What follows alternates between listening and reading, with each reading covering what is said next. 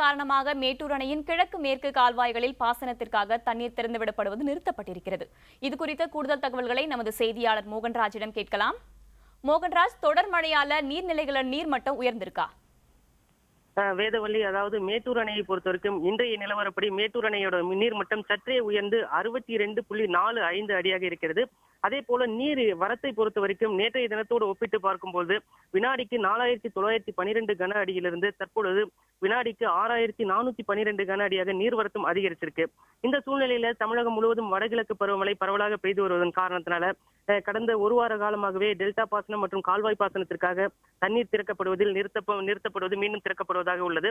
அந்த அடிப்படையில் கடந்த 29ஆம் தேதி ஏற்கனவே கால்வாய் பாசனத்திற்காக திறக்கப்பட்டு வந்த தண்ணீர் நிறுத்தப்பட்டு மீண்டும் நேற்று மாலை திறக்கப்பட்டது.